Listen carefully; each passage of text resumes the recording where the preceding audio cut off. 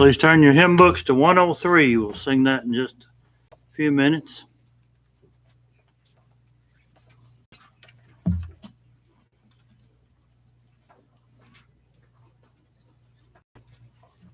Come to Jesus, 103.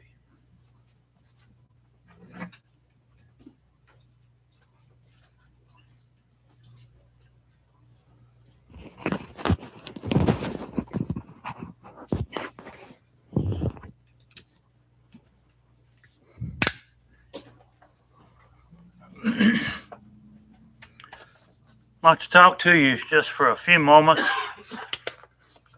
about some of the miracles of Christ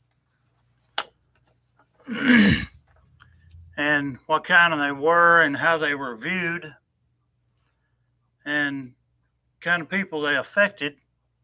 Of course, his first miracle was in the town of Cana at a wedding feast when the wine ran out, and his mother came to him and said, "We need more wine." And he's sort of reluctant, but he went ahead and told the servants to bring pots of water. And he changed those into wine. And the person in charge of the wedding feast tasted this wine, and he said, "Well, this is even the best wine, saved to last." But Jesus, when he did miracles, did them for several different reasons. This miracle wasn't an act of healing or raising the dead, but it did have a function.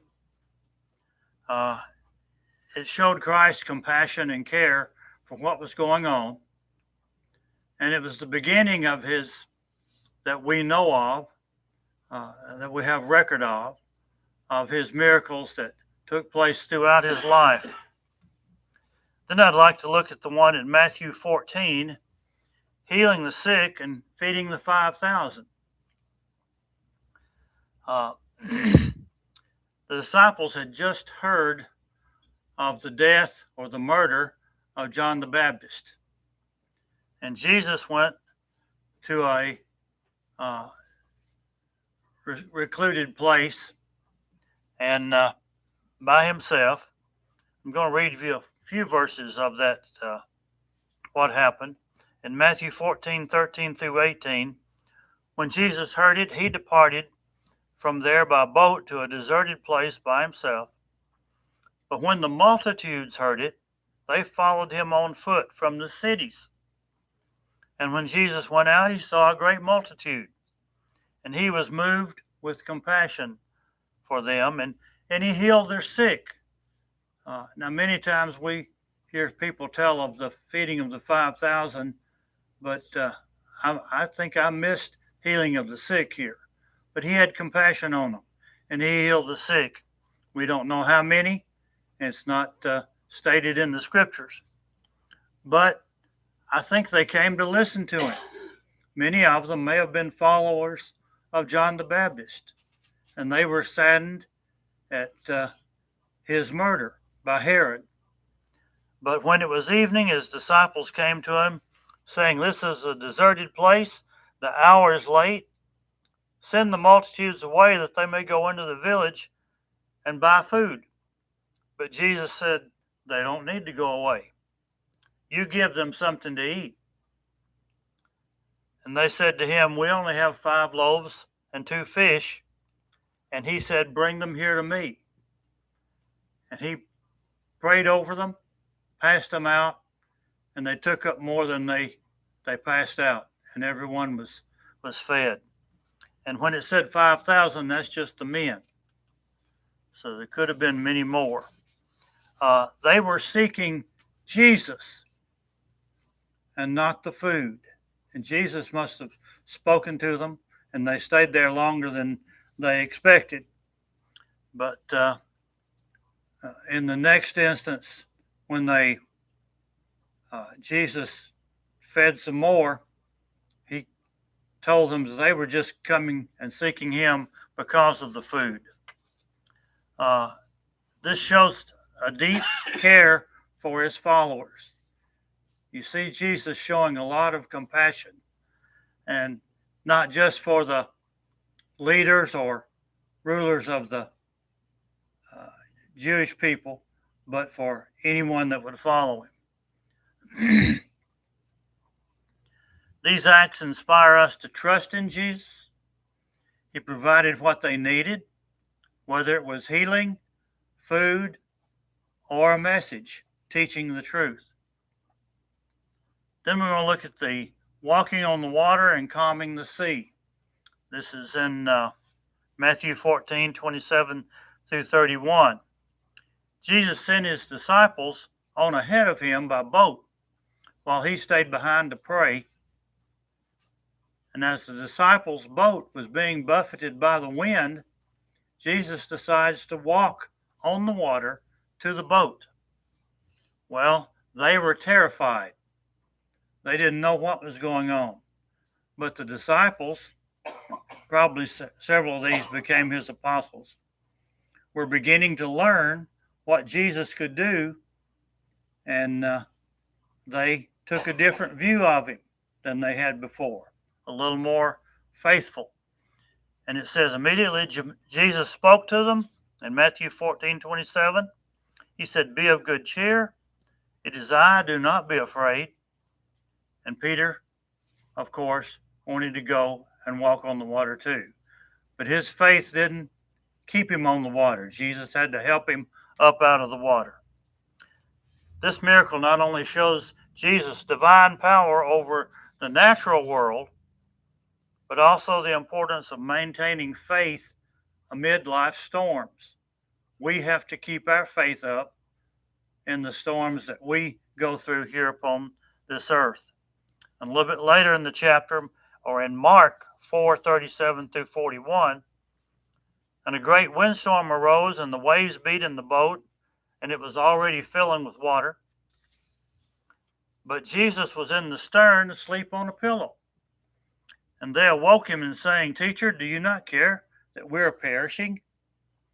Then he arose and rebuked the wind and said to the sea, "Peace, be still." And the wind ceased, and there was a great calm. But he said to them, "Why are you so fearful? How is it that you have no faith?"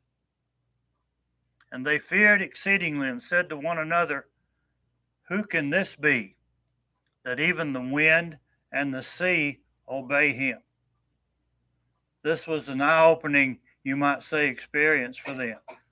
They'd seen him heal people, but they hadn't seen him be master over the elements. They may have thought at one time that he had powers like the prophets, Elisha and Elijah. No, he had more powers than any man on earth.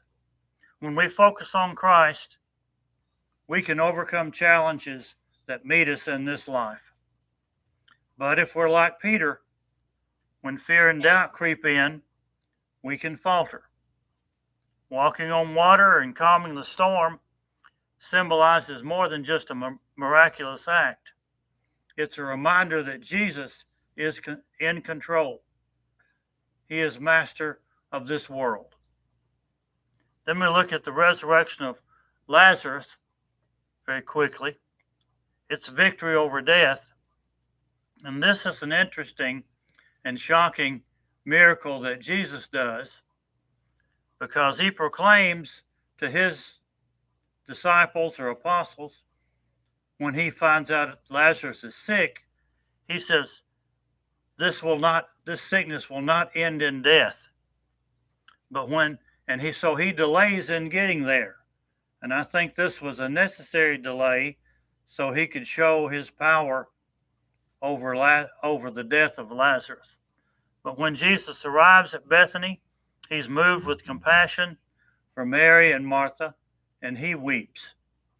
He reminds them that he is the resurrection and the life, that Jesus is. In John 11:43, he begins to go to the gravesite and raise Lazarus from the dead, and he's been dead for 4 days. And as far as I know, the scripture doesn't tell us that anyone else he has raised has been dead for this long a time. He said, Lazarus, come forth. And he who had died came out bound hand and foot with grave clothes, and his face was wrapped with a cloth. And Jesus said to them, loose him and let him go. It was a very convincing scene and a lesson for all of us that with Christ anything is possible. The raising of Lazarus was so convincing that Jesus was the Christ that the religious leaders were willing to kill Jesus and Lazarus to put down this fact that he had raised Lazarus from the dead. But the religious leaders didn't understand what Gamaliel tells the leaders after the apostles start preaching Christ. Gamaliel said that if Jesus is from God, he was unstoppable. But if he wasn't from God, he would go by the wayside. What about Jesus' greatest miracle? His resurrection from the dead. It's the most essential and important event in history. Jesus' death that gives humanity life. His defeat of death shows his power over Satan. And it tops the list of Jesus' miracles. When he was put to death, his apostles were afraid and went into hiding. But when they witnessed his resurrection, they gained new insight and courage and were willing to tell others about Christ, not even fearing persecution or death.